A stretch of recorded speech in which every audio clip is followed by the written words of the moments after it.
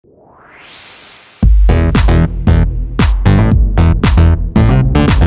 guys, it's Gabby, and today we're going to be talking about the cloning in Jurassic World evolution. Jurassic Park is back in full swing, with 2015's Jurassic World and now 2018's sequel, Jurassic World Fallen Kingdom. The gaming community has gotten its own version of the classic dinosaur fantasy park with Jurassic World Evolution. This park building simulator gives you the chance to build your own Jurassic World. Okay, so let's talk science. So what's the process behind the dinos? As you may recall from the original movie, scientists were able to extract dinosaur DNA from blood inside a mosquito, which had been perfectly preserved inside a piece of amber.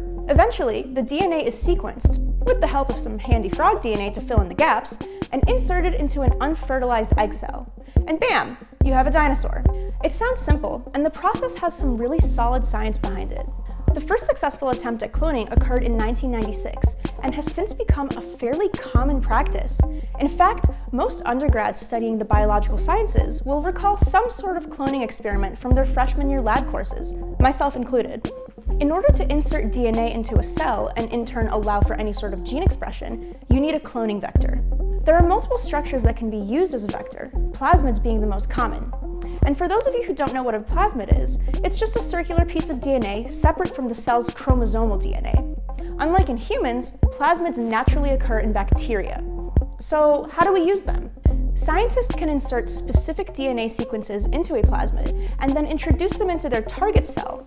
They do this by amplifying the sequence using a method called polymerase chain reaction, or PCR, and inserting it into the multiple cloning site. This is a feature on the plasmid that allows for easy insertion of DNA. Typically, the MCS will contain a restriction site, which acts as a marker for restriction enzymes to cleave the DNA in that specific site.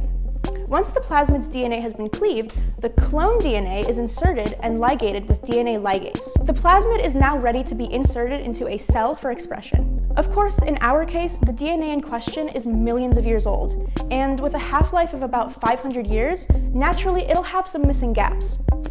The movies, and now the game, have addressed this by using DNA from other animals to fill in these gaps.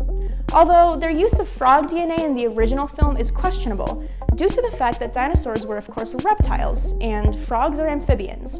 These days, when it comes to analyzing ancient DNA, scientists are able to cross-reference related species, as well as examine fragments of DNA strands to predict what missing gaps will entail.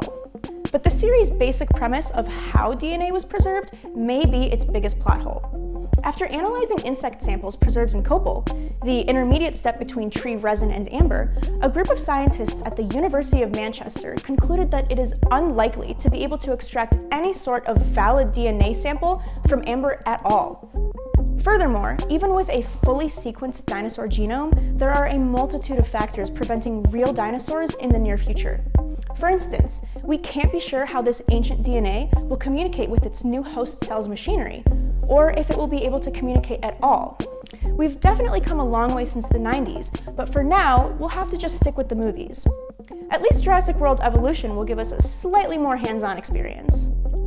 Thank you guys so much for watching. Let us know what you thought in the comments down below, and if you liked this video, be sure to leave a like, share, and subscribe. I'll see you guys next time.